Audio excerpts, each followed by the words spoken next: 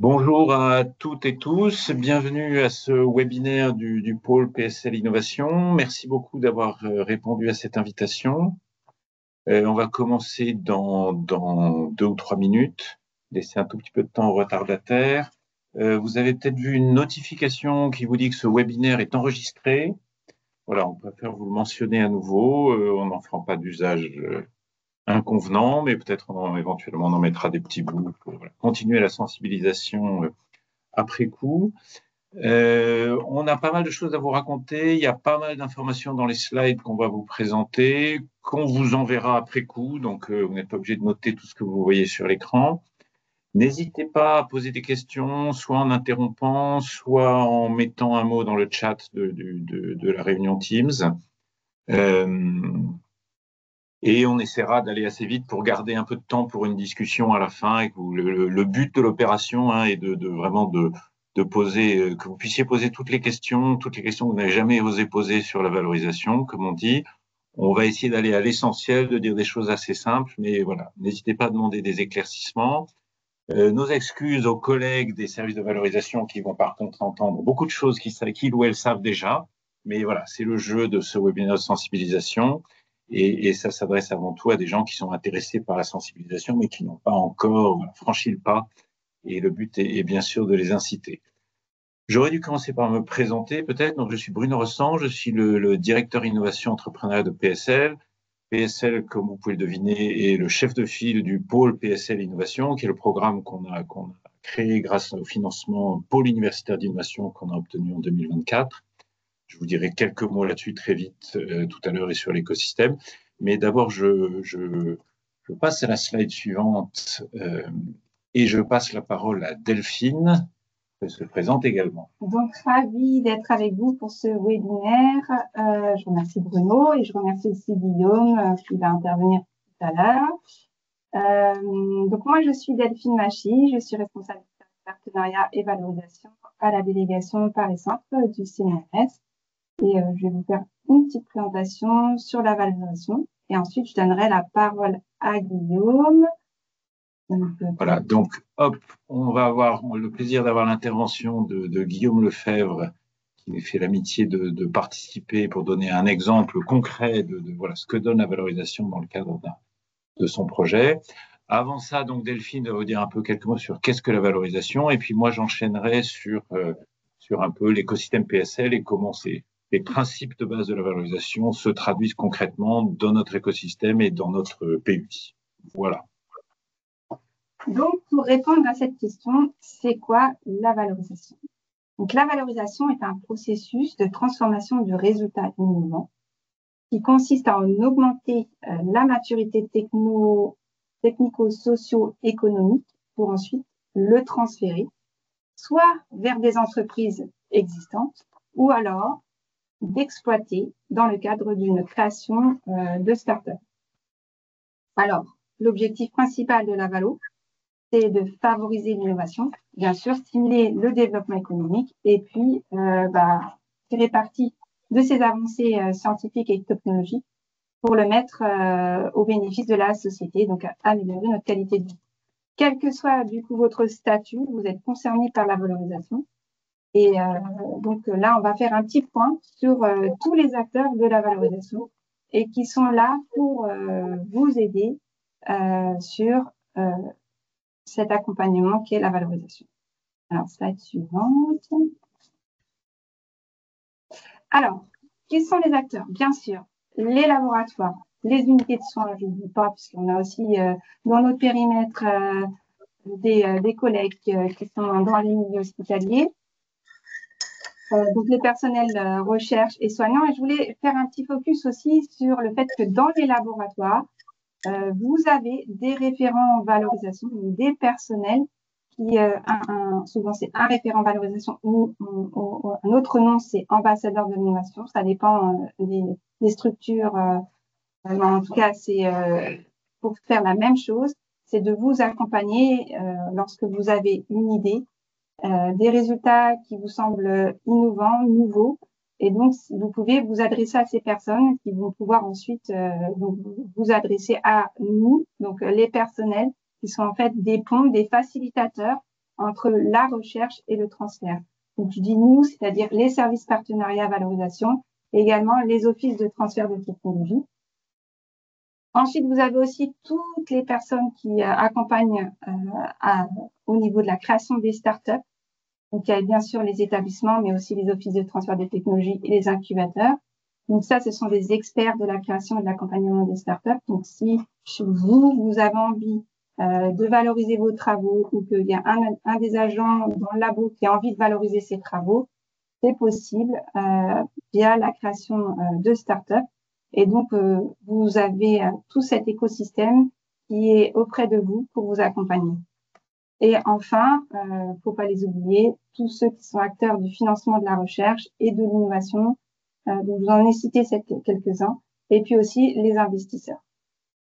Voilà le panorama de tous ces acteurs. Donc, le premier pas, c'est vous qui le faites. Et ensuite, vous n'êtes pas tout seul. Il y a plein de personnes autour de vous qui peuvent vous accompagner. Alors ensuite, comment faire la valorisation? Deux manières de faire. La première manière, c'est ce qu'on appelle la valorisation market pool. C'est l'idée de mener des partenariats avec des entreprises. Donc là, Guillaume va pouvoir vous montrer un exemple très concret. L'idée, c'est de faire une recherche axée sur la résolution d'un problème précis proposé par une entreprise. Donc, c'est une recherche collaborative. Il y a plusieurs moyens de faire cette recherche. Et ici, l'innovation est co-construite sur des besoins du marché qui ont été préalablement identifiés. Une autre manière de faire la valorisation, là, on est plutôt dans le laboratoire avec des résultats de recherche innovants obtenus en interne. Et donc, c'est l'idée de pousser cette innovation vers le marché pour trouver des applications pertinentes. Et l'idée de monter en maturité la technologie peut se faire à la fois en interne au niveau du laboratoire ou alors aussi en co-maturation avec un industriel.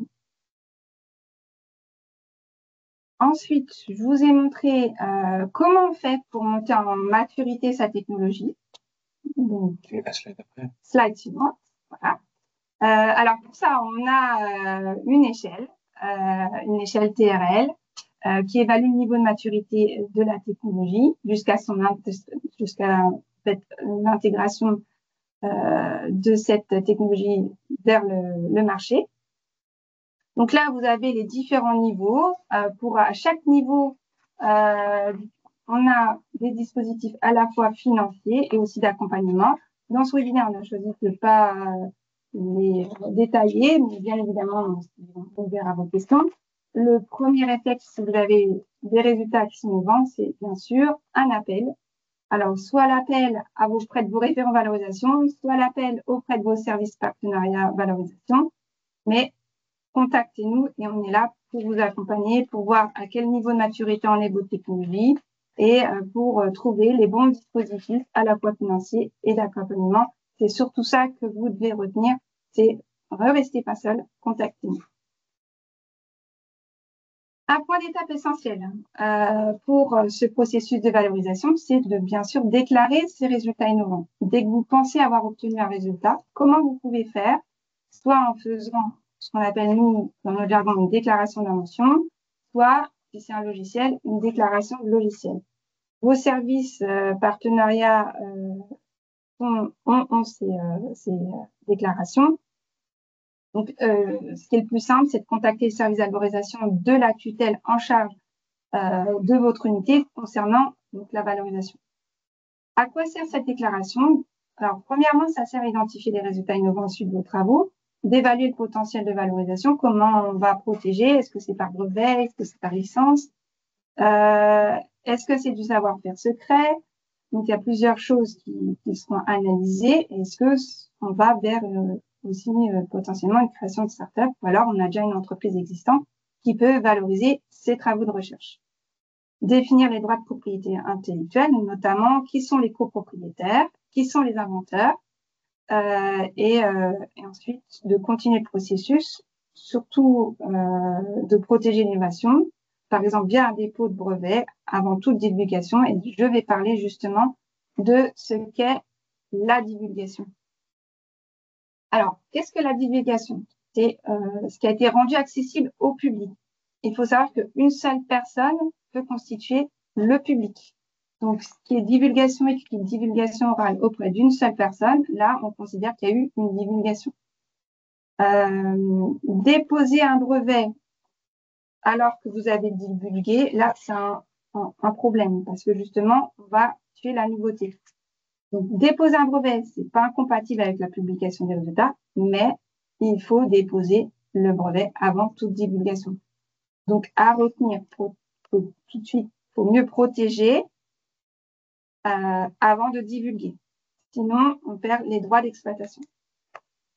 Je vous ai rappelé un petit peu le critère de brevetabilité. Donc, c'est la nouveauté, l'inventivité, l'application industrielle. On ne va pas tout détailler. Il faut aussi être attentif au contenu du savoir-faire dont la seule protection est le secret. Donc, vous pouvez publier, c'est possible, sur les résultats en utilisant le savoir-faire, mais sans divulgation du savoir-faire.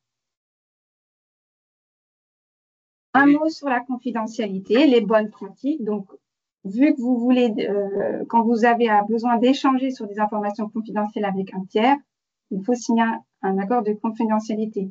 Donc, pour ça, contactez votre service partenariat de la tutelle gestionnaire de votre laboratoire qui va formaliser avec vous le NDA avec le tiers.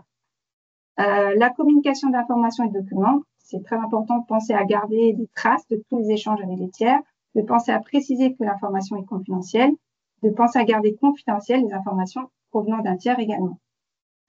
Je vais laisser la parole à Bruno pour la partie PUI qui va vous présenter l'écosystème. Donc, PUI écosystème. Donc là, on termine la première partie sur un peu les principes de la valorisation. Je ne vois pas de questions dans le chat, mais si jamais il y en a, s'il y a des choses qu'on voudrait discuter tout de suite, ne vous retenez pas. Et sinon, ben, on garde ça pour la fin et on avance. Alors, le pôle PSL Innovation et l'écosystème PSL. Donc, bon, c'est une slide qui peut faire un peu peur, si j'ose dire, enfin, voilà, qui peut paraître complexe. Il faut la prendre du bon côté, c'est-à-dire se dire quel est le signe, cette complexité, le signe que voilà, on a un écosystème très riche, très dynamique, où il se passe beaucoup de choses. C'est vrai qu'un peu dans la tradition française, il y a beaucoup de structures et beaucoup de, c'est pas forcément très, très lisible. Donc, c'est un des buts du PUI d'essayer de voilà, coordonner, organiser, structurer tout ça et rendre les choses un peu plus visibles et un peu plus lisibles. Donc, grosso modo, vous avez au centre le pôle PSL Innovation, donc l'université PSL comme chef de file, emportant avec elle l'ensemble des établissements du périmètre, donc tous les établissements composantes, les écoles, les structures de recherche, Curie, observatoires, etc., etc. Et puis 4 fondateurs, donc les 3 organismes de recherche qui sont actifs dans le périmètre, CNRS, INRIA, INSERM, et l'incubateur Agoranov, donc PSL est membre et qui ont travaillé très étroitement sur l'accompagnement des startups. Autour, vous avez un cercle de partenaires du PUI qui sont associés donc à ce programme, à la feuille de route qu'on a et au financement qu'on a obtenu. Donc vous y voyez des pôles de compétitivité, des investisseurs comme Elaya, les business angels, des grandes écoles, des collectivités, régions, villes de Paris, des structures d'innovation comme Armin, des startup studios, voilà. Donc une variété d'acteurs de l'innovation qui sont associés au PUI. Et tout ça est basé un peu sur un écosystème, parce qu'il y avait beaucoup de choses qui préexistaient. Hein. La logique des PUI, c'était de bâtir sur l'existant, les structures, les initiatives existantes dans un écosystème et de renforcer tout ça. Oui, pardon, j'entends quelqu'un qui parle, mais je ne sais pas si ça m'est adressé, je n'ai pas l'impression. Sur la droite de la slide, vous avez un petit peu les services de valorisation qu'évoquait Delphine à l'instant, donc ceux des organismes, ceux des établissements comme Curie, PSL Valorisation, qui est la structure de valorisation de l'université, etc. Sur la gauche, vous avez des instituts Carnot, donc des structures plutôt dédiées à la recherche partenariale, aux relations industrielles. Il y a 5 instituts Carnot actifs dans le périmètre de PSL, dans des domaines très divers. Il y a le Carnot porté par Curie sur le cancer, Carnot à l'Institut Pierre-Gilles de Gênes sur la microfluidique, Carnot Mines sur pas mal de questions d'ingénierie, d'énergie, et structures, etc. Voilà.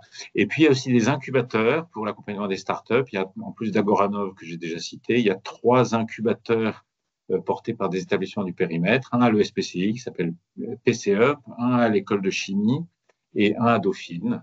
Donc voilà, tout ça fait un peu l'écosystème, la richesse que j'évoquais. et une diversité d'acteurs de l'innovation. On a mentionné aussi des projets qui sont plus des projets à la fois de recherche et d'innovation, des projets thématiques qui sont très structurants pour l'écosystème PSL. Il y a Paris Santé Campus, futur campus au Val-de-Grâce sur la santé numérique, Prairie / Paris School of AI, qui, comme vous le savez sans doute, a obtenu un très gros financement pour toutes les questions d'intelligence artificielle, PCQT pour le quantique, l'IHU sur le cancer des femmes porté par Curie. Et donc, ces structures thématiques ont évidemment aussi une importance pour les activités d'innovation. Voilà, donc le PUI, c'est 6 actions qui, à part le pilotage et la communication, disons, couvrent l'ensemble de la chaîne de l'innovation, depuis la sensibilisation, l'information des chercheurs et autres personnels, comme on fait aujourd'hui, les relations industrielles, le transfert de technologie, la création de start-up, et puis un focus spécifique sur toutes les plateformes, ateliers, Fab Lab, etc. du périmètre qu'on veut cartographier et coordonner. Vous voyez que le leadership de tout ça est réparti entre les acteurs du périmètre, PSL et le chef de file, mais voilà, le projet dans sa nature fédératrice avait besoin de s'appuyer sur l'ensemble des acteurs du périmètre, donc c'est ce qu'on a essayé de faire. Vous avez aussi les porteurs au milieu et puis d'autres acteurs impliqués sur la droite. Et donc, on essaie de couvrir très largement tous les modes d'innovation, relations partenariales, start-up, etc., toutes les disciplines sous-jacentes, et Dieu sait qu'il y en a beaucoup à PSL où on couvre à peu près tous les domaines de la connaissance, tous les domaines d'application aussi, la santé, l'énergie, l'environnement et bien d'autres. Et pour ça, on a donc eu un très beau financement de 11 millions d'euros sur 4 ans qui nous permet de déployer des ressources pour faire tout ça. On cherche à couvrir tous les domaines, mais on affiche quand même des thématiques prioritaires que vous voyez ici. Je ne vais pas détailler, mais vous reconnaissez certainement certains des points forts historiques de PSL autour des sciences de l'ingénieur et des sciences dures pour la biologie et la médecine, des industries culturelles, énergie, etc., etc. En particulier, ce financement, il a été consacré à des recrutements. Donc, vous voyez là le trombinoscope des recrues du PUI. Dans l'esprit de ce que disait Delphine, c'est une vingtaine de personnes en plus des équipes existantes qui vont avoir vocation à venir rencontrer les chercheurs, les porteurs de projets, les aider à faire émerger des projets innovants, les aider à transformer ces projets en nouvelles startups ou en nouveaux partenariats industriels. Et donc, on est bien sûr très heureux on a beaucoup travaillé à cet effort de recrutement qui était important et on est très heureux d'avoir tous ces nouveaux talents dans l'écosystème. Et bien sûr, ils sont à votre disposition et comme disait Delphine, on organisera plein d'occasions pour vous de les rencontrer. Voilà, ça c'était pour la partie description de l'écosystème, essayer de montrer comment les principes de la valorisation que Delphine a exposés se déclinent dans l'écosystème PSL en termes de structure, en termes d'acteurs, etc. C'est un petit peu résumé dans cette planche qui résume un petit peu comment on va du laboratoire jusqu'au marché, du laboratoire jusqu'à une start-up ou du laboratoire jusqu'à un industriel. Donc, ça commence bien sûr par de la recherche. C'est bien que les gens qui font cette recherche et qui la font avec beaucoup de succès à PSL soient sensibilisés, informés sur la manière dont se passe la valorisation. Il y a une dimension de détection qui va avec la sensibilisation et d'idéation, c'est-à-dire en gros, on sensibilise, on informe, on explique et on explique les choses et on légitime les porteurs, on détecte des idées ou des projets. On a une phase d'idéation pour mieux comprendre les projets, à quoi la technologie peut servir, quelle est la bonne application.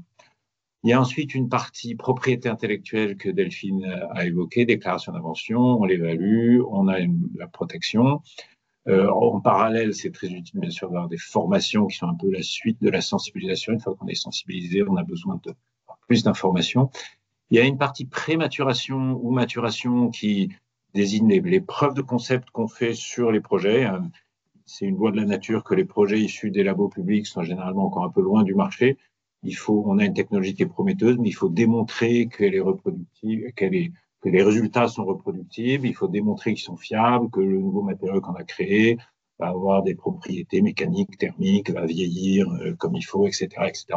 Et puis en même temps, il y a il y a une validation, une preuve de concept marché ou économique, c'est-à-dire aller parler des utilisateurs, vérifier si l'application, la valeur ajoutée de la technologie telle qu'on l'imaginait au labo, elle a vraiment une réalité sur le marché. Est-ce que les industriels qui sont dans le domaine vont dire ah ben non, votre truc c'est pas intéressant pour telle raison, ou c'est trop cher, ou c'est pas fiable, c'est pas comme ça qu'on peut faire, etc.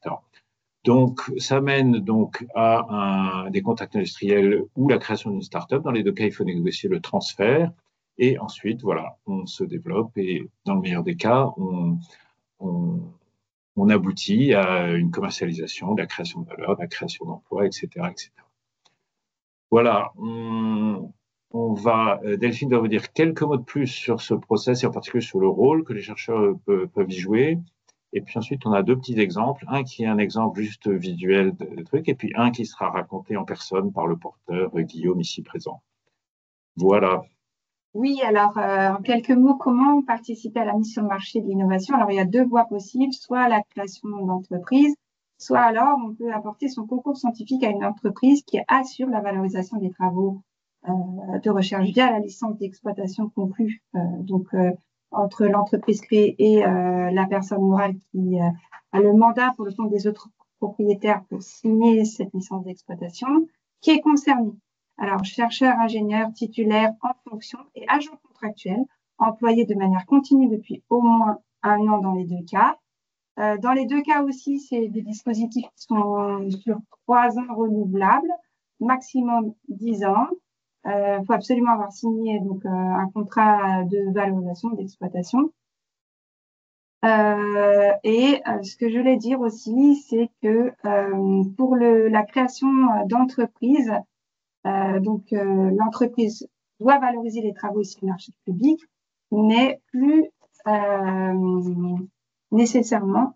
En fait, c'est pas nécessairement l'agent qui a développé ces travaux qui peut créer cette entreprise. C'est ça que je voulais vous dire.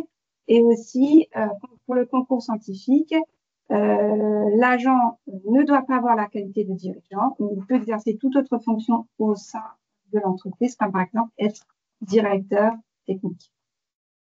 Voilà.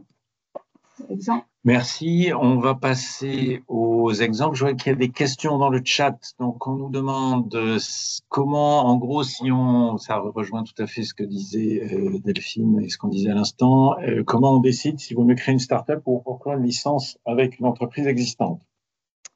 Alors, il y a plein de réponses à ça. Il y a des domaines qui se prêtent très bien à la création de start-up. On peut penser au numérique où il y a plein d'exemples, à la biotech. Il y a d'autres domaines qui sont plus compliqués. S'il y a des domaines plutôt d'industrie lourde, il y a des énormes investissements en capex pour démarrer la production, etc. Ça va être plus compliqué. Il y a des domaines qui adoptent plus facilement les innovations. Il y a des domaines où, pour un tas de raisons, les acteurs sont plus conservateurs. Donc, avant d'arriver à commercialiser quelque chose, il peut y avoir un temps de développement très long. C'est d'ailleurs une caractéristique assez largement partagée des projets Deep Tech, que le temps de développement est long. Donc, Deep Tech, on entend projet a priori de start-up, mais on pourrait parler de Deep Tech pour des questions de transfert, basé sur de la recherche scientifique, avec des actifs de recherche, de brevets, un parcours de recherche assez long. Et on sait que entre cette recherche, la validation qui doit suivre, l'approche du marché, les temps de développement sont très longs. C'est bien connu pour le médicament, par exemple, mais ça existe aussi pour un tas de domaines, dans les startups dans l'énergie, par exemple. Voilà. Ensuite, pour donner une réponse peut-être un peu plus PSLienne, si je peux dire, bien qu'on n'a pas le monopole de ça, mais pour nous, ça dépend beaucoup. Cet aiguillage startup ou licensing dépend beaucoup de la dynamique interne du projet. C'est-à-dire, si on a un chercheur qui se positionne sur un concours scientifique avec un jeune, je sais pas, ex-postdoc qui a envie de tenter l'aventure, qu'on peut éventuellement trouver un cofondateur, un associé, voilà, on va avoir une dynamique de l'équipe qui va nous inciter à favoriser la création de startup.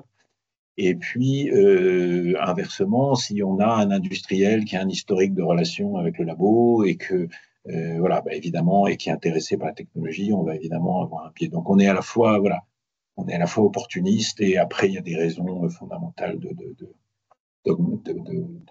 d'orienter d'un côté ou de l'autre.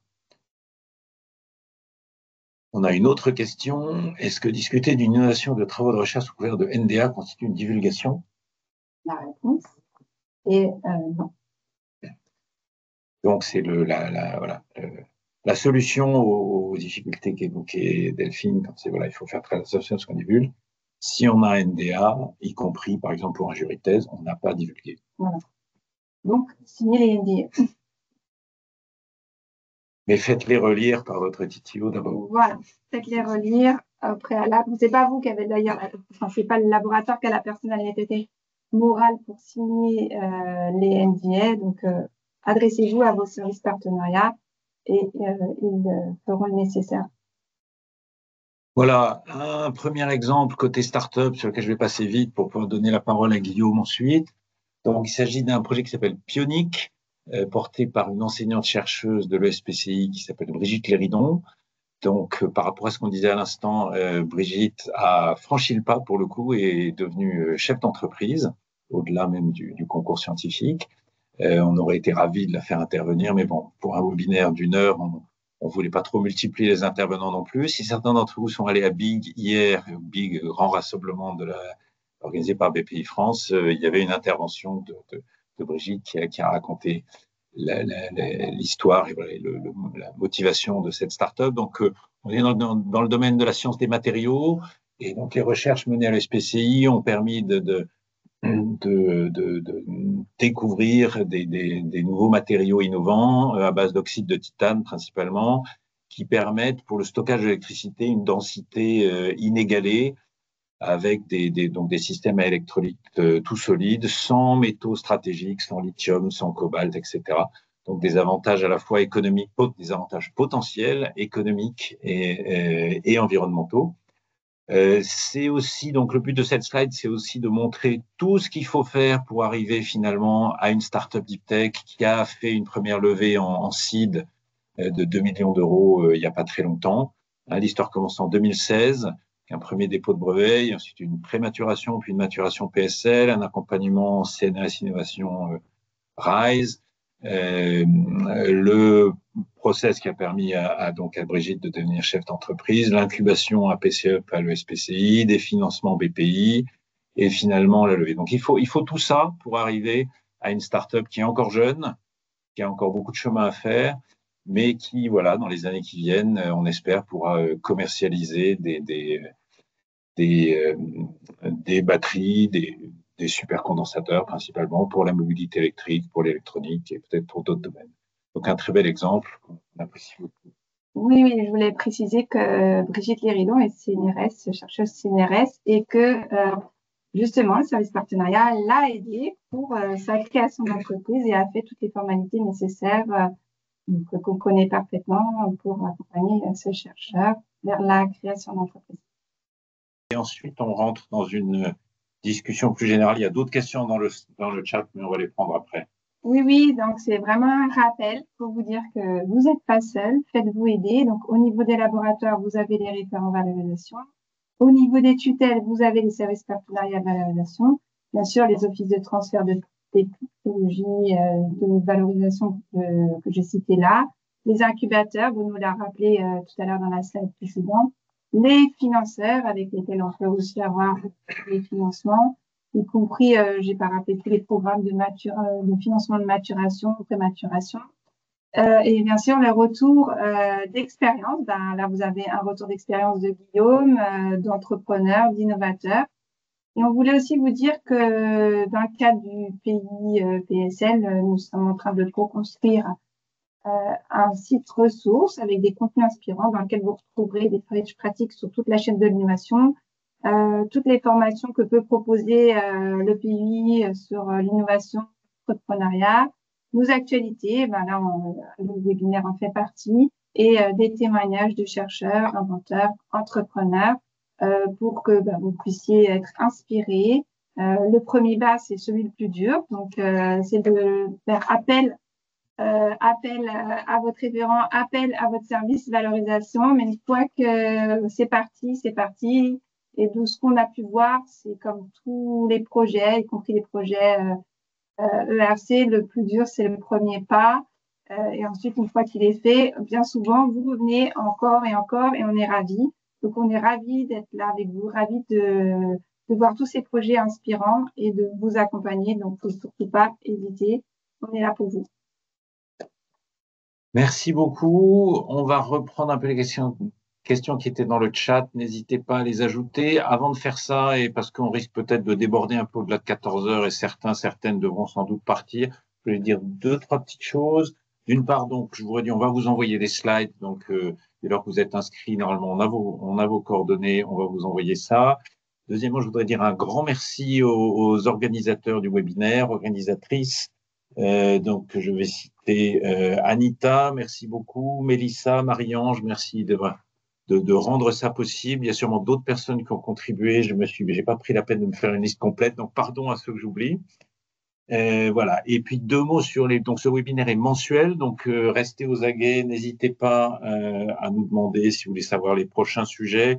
C'est pas encore complètement déterminé, notamment on a une petite question de date parce que le prochain tomberait pendant les vacances scolaires, donc on va peut-être le décaler, sans doute tout début novembre. Et dans les prochains sujets, il y aura donc les primes et intéressements, il y aura sûrement quelque chose sur la prématuration, maturation. Et il y aura sûrement quelque chose, sans doute en novembre, sur les plateformes Fab Lab, ateliers du périmètre. Voilà. Si ensuite on revient sur les questions dans le chat, il y en avait une sur le licensing, comment est évalué le prix de vente de la licence avec l'entreprise. C'est un problème très compliqué. C'est au stade où on travaille, nous, c'est-à-dire sur des technos assez amont, c'est rarement par une étude économique, analytique détaillée. C'est beaucoup par la négociation.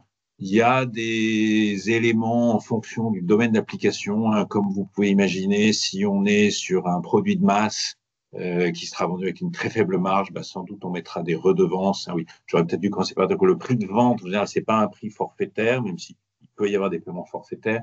Mais la discussion principale, c'est en général ce qu'on appelle les redevances ou royalties, donc un pourcentage du chiffre d'affaires que génère l'entreprise grâce à la technologie licenciée. Et donc ça, bah évidemment, si on est sur un produit de masse, la marge est faible et donc sans doute le taux de redevance sera assez faible et on espérera toucher de l'argent grâce au volume de vente en prenant un petit pourcentage sur chaque vente. Et inversement, si on est sur un marché à très haute valeur ajoutée avec des marges importantes, bah on aura sans doute un taux de redevance plus important. Certains commentateurs vont un peu plus loin que ça et disent que le taux de redevance, c'est à peu près un quart de la marge brute de l'entreprise. Bon, il faut sûrement pas prendre ça au pied de la lettre, mais voilà, c'est une indication. Et au-delà de ça, c'est surtout de la négociation. Ça dépend du modèle économique d'exploitation. Voilà. Donc, on a souvent des longues discussions avec les licenciés sur ça. Tu veux répondre sur les référents, peut-être? Oui, des référents? Je pense que soit vous... Normalement, le directeur de laboratoire, il connaît le nom du référent valorisation du labo. Sinon, bah, vous adressez à nous, au service partenariat valorisation, et on saura vous donner le nom du référent. Il y a peut-être sur le périmètre PSL, peut-être tout le monde n'a pas un référent dans son laboratoire, mais on y travaille pour faire en sorte que vous ayez tous au laboratoire un interlocuteur dédié et qui pourra vous accompagner dans cet aspect de valorisation. Voilà. Après, on me demandait si, bonjour, ai-je le droit de créer une start-up dans mon labo? Alors, ça dépend qui, bien sûr, mais on va supposer que la question vient d'un chercheur. Et bah, il faut, dans mon labo, ça peut prendre plusieurs sens. Est-ce que ça veut dire héberger la start-up dans le labo? Est-ce que ça veut dire créer la start-up grâce à des travaux du labo et avoir un accord de licence? Donc, la partie transfert, on en a déjà un peu parlé. L'aspect hébergement, c'est un problème à part. Il y a des startups qui sont hébergées dans des labos et on pense que c'est très très bien parce qu'elles profitent de l'environnement scientifique et intellectuel. Et aussi, au passage, vu de notre point de vue de sensibilisation, etc., il n'y a pas de meilleure chose pour inciter les jeunes chercheurs du labo que de voir un collègue qui a créé une start-up. Voilà, donc ça a plus de poids que tout ce que nous on peut dire, je pense, de voir des exemples. Et donc on est ravis quand ça arrive. Bien sûr, il faut l'accord du directeur du labo, des tutelles, ça pose des questions. Vous savez que dans les labos parisiens en particulier, la place est chère et on ne peut pas demander au directeur de labo de pousser les murs pour mettre une start-up de plus. Voilà. Et puis il y a l'aspect statutaire que Delphine a décrit tout à l'heure, voilà, le droit de créer une start-up, c'est une chose. Quel rôle on peut y jouer? Le concours scientifique permet de passer du temps jusqu'à 50%. Puis la loi 50%. La question, elle est posée à quelle quantité de son temps de travail un chercheur-chercheuse peut consacrer à l'entreprise c'est dans la limite de 50% de son temps. 50% au total, hein, pas 50% par entreprise. Oui, 50% au total. Oui, parce qu'on peut avoir plusieurs concours scientifiques. Avoir plusieurs startups. Oui, et oui, on renvoie à ce que je vous ai dit tout à l'heure sur la partie création d'entreprise. C'était détaillé. Surtout, ce qu'il faut, c'est référer à votre service partenariat pour justement monter le dossier de création d'entreprise pour que ça puisse être évalué et ensuite que vous ayez le go. Chez nous, c'est le go de la délégation. Et ensuite, ce qui est vraiment important, c'est ensuite d'avoir le contrat de licence d'exploitation avec l'industriel.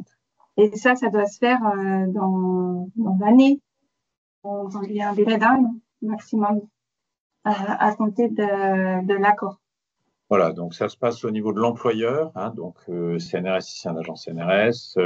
Il y a quelque temps, et peut-être certains ont des souvenirs là-dessus, il y avait une commission de déontologie au niveau du ministère qui traitait les sujets de concours scientifiques. Aujourd'hui, c'est renvoyé à l'employeur, donc il y a un collège de déontologie, sauf au CNRS, et puis il y a d'autres structures. Je n'étais pas sûr que c'était le bon terme. Mais... Et chez d'autres établissements, il y a d'autres structures. Il y a normalement dans tous les établissements un référent déontologie, donc ça part de là. Et il faut donner des éléments, dont un projet de licence. Et ensuite, comme dit Delphine, il faut que la licence soit signée dans l'année qui suit le début du concours scientifique.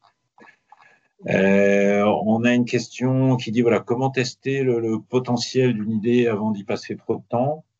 Une des réponses à ça, c'est la partie, enfin, plusieurs réponses à ça. Très en amont, la partie idéation, discuter avec des gens qui vont challenger. Voilà. Et on voit souvent des cas où il y a une invention, une idée à laquelle on a donné de la valeur au niveau du labo, mais qui finalement, quand on parle à des utilisateurs, des industriels, voilà, on va se rendre compte que la démarche qu'il y avait au départ n'était pas pertinente, mais que peut-être l'innovation avait une valeur pour d'autres raisons, présentées sous une autre forme. Donc, c'est intéressant de faire ça le plus tôt possible. Et puis ensuite, il y a la partie prématuration-maturation qui est vraiment chercher la preuve de concept, valider à la fois sur le plan technique et sur la pertinence marché. Alors après, tout dépend ce qu'on entend par before investing a lot of time. Hein, se lancer dans un projet de prématuration et de maturation, c'est un vrai investissement. Donc c'est voilà, ça se fait progressivement. Pour autant, enfin, j'en profite pour dire que pour les raisons justement qu'on expliquait tout à l'heure, voilà, à partir d'un résultat issu d'un labo public, on a en général besoin de cette phase de validation. Et cette phase de validation, elle dépend crucialement de l'investissement des porteurs, des chercheurs, des inventeurs. C'est-à-dire l'idée qu'un chercheur a produit un résultat et qu'il va le passer au service de valorisation et qu'ensuite tout va se passer sans lui. Voilà, c'est pas une idée réaliste. Donc on a effectivement besoin d'un investissement en temps, en énergie, en expertise des gens qui ont produit la technologie et qui donc sont ceux qui la connaissent mieux. C'est pour ça que le concours scientifique, au côté start-up, est un outil vraiment crucial parce que les fondateurs scientifiques, les gens qui tiennent ce rôle-là, ont vraiment un impact majeur sur le développement des startups initialement. Et puis après, il y a tous les aspects marchés, etc., où il faut faire évoluer l'équipe, il faut que d'autres personnes apportent d'autres leaderships sur des aspects plus business, etc. Alors, en fait, ce que je voulais préciser, c'est qu'on peut faire des concours scientifiques auprès d'entreprises qui sont déjà existantes. C'est pas nécessairement dans le cadre de la start-up qu'on peut faire du concours scientifique. On peut très bien apporter son concours scientifique si on passe par une licence avec une entreprise qui est déjà existante. Ok, il est 14 heures tout juste. Je ne sais pas s'il y a une dernière question. Et sinon, on vous remercie beaucoup d'être resté jusqu'au bout. Encore merci à Guillaume pour la présentation. Et puis, alors, on demande s'il y aura un CR. Mettre les slides, on peut mettre un petit récap des questions. Complètement. Et on pourra faire une réponse à la dernière question dans notre CR, parce que là, il est 14 heures. On peut prendre 30 secondes là-dessus et puis on peut en reparler. Stratégie de valorisation pour les projets avec des applications en sciences ouvertes hors publication. C'est une vaste question. Bon, il y a des exemples du côté du logiciel et on a des logiciels open source qu'on peut valoriser. Ça ne veut pas dire que c'est pas parce qu'un logiciel est en open source qu'on ne peut pas le valoriser. Après, sciences ouvertes, c'est un peu plus large. Il faut voilà, alors c'est très domaine dépendant, mais il faut trouver une stratégie qui permette de combiner les obligations de sciences ouvertes avec des possibilités de créer des actifs de pays qui, malgré tout, restent importants dans beaucoup de domaines. Après, c'est l'occasion de dire aussi que l'importance de l'API est très variable selon les domaines.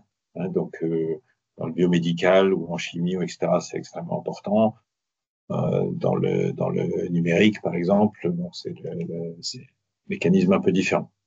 Mais bon, on prend la question, comme dit Delphine, et on parle. Je vous donne une réponse dans notre CR un peu plus formalisée. Voilà, merci beaucoup. Merci beaucoup. Très bonne fin de journée et à bientôt.